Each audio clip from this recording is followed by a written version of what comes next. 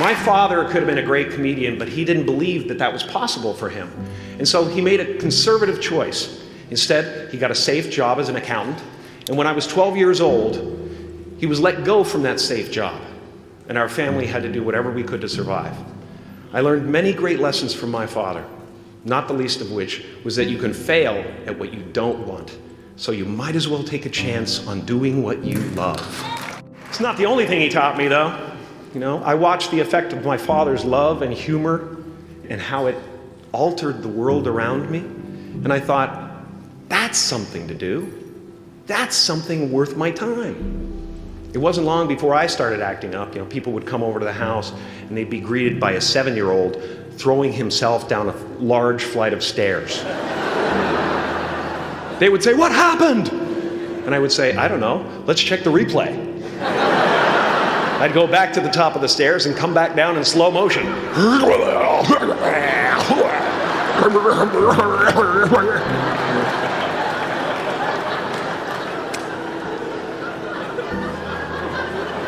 It was a very strange household. My father used to brag that I wasn't a ham, I was the whole pig. And he treated my talent as if it was his second chance. When I was about 28, after a decade as a professional comedian, I realized one night in LA that the purpose of my life had always been to free people from concern, just like my dad. And when I realized this, I dubbed my new devotion the Church of Freedom from Concern. The Church of FFC.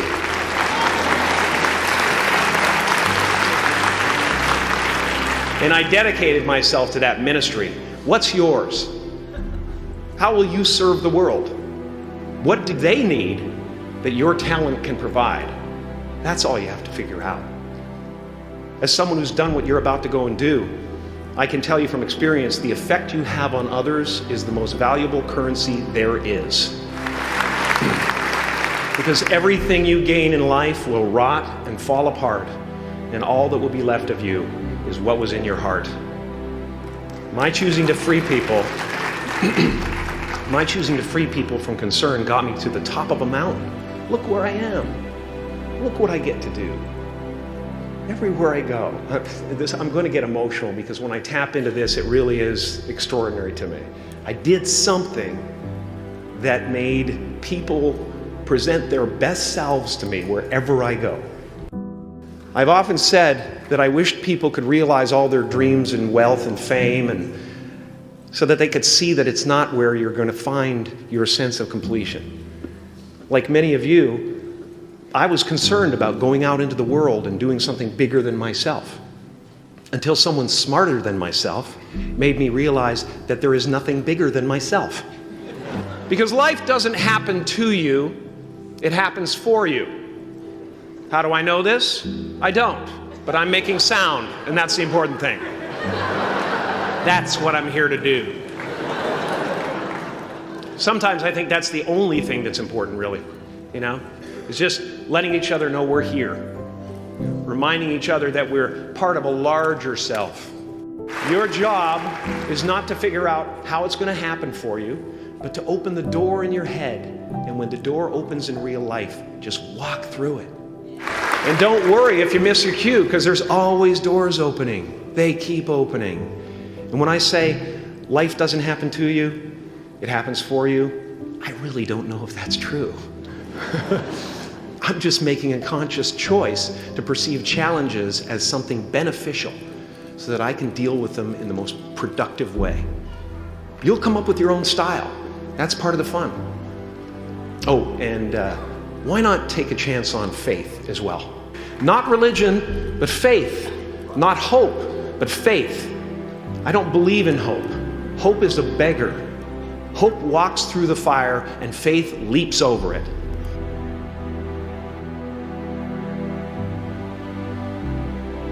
I used to believe that who I was ended at the edge of my skin. That I had been given this little vehicle called a body from which to experience creation. And though I couldn't have asked for a sportier model, it was, after all, a loaner and would have to be returned. Then I learned that everything outside the vehicle was part of me too. And now I drive a convertible.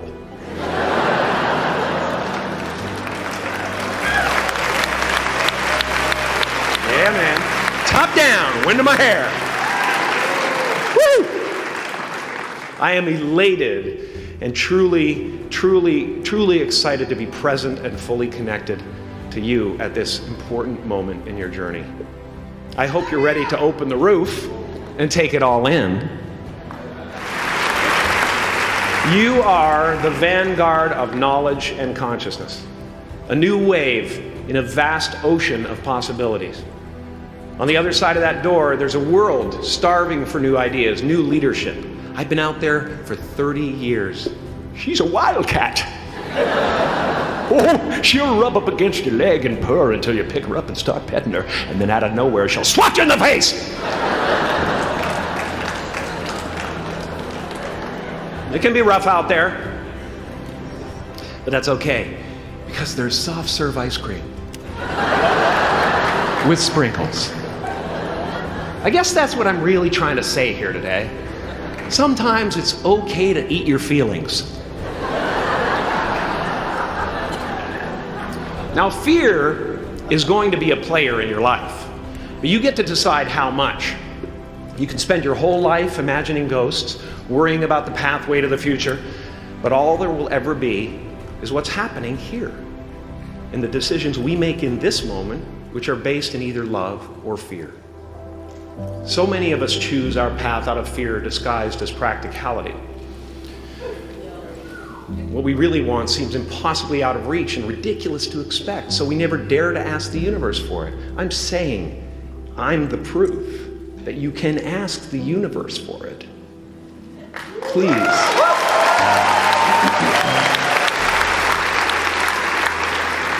I am at the top of the mountain, and I was, and the only one I hadn't freed was myself, and that's when my search for identity deepened. I wondered who I'd be without my fame. Who would I be if I said things that people didn't want to hear?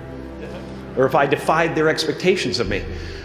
And that peace that we're after lies somewhere beyond personality, beyond the perception of others, beyond invention and disguise, even beyond effort itself. You can join the game, fight the wars, play with form all you want, but to find real peace, you have to let the armor go. Your need for acceptance can make you invisible in this world. Don't let anything stand in the way of the light that shines through this form. Risk being seen in all of your glory. My soul is not contained within the limits of my body. My body is contained within the limitlessness of my soul. Now I'm always at the beginning. I have a reset button, and I ride that button constantly. Once that button is functioning in your life, there's no story that the mind could create that will be as compelling. The imagination is always manufacturing scenarios, both good and bad, and the ego tries to keep you trapped in the multiplex of the mind.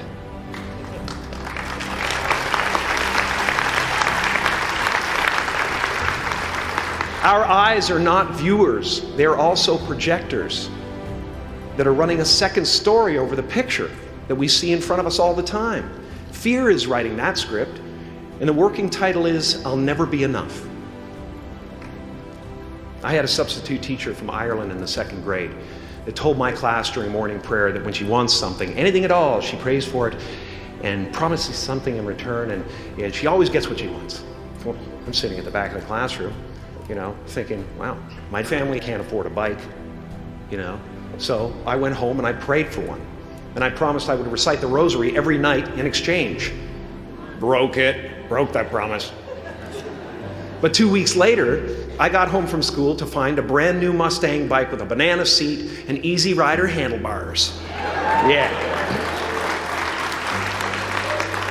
From fool to cool.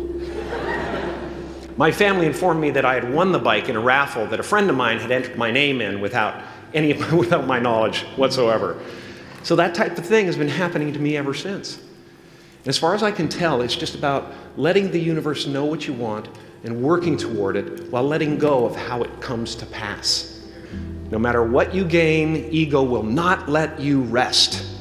It will tell you that you cannot stop until you've left an indelible mark on the earth, until you've achieved immortality. How tricky is this ego that it would tempt us with the promise of something we already possess? Relax and dream up a good life.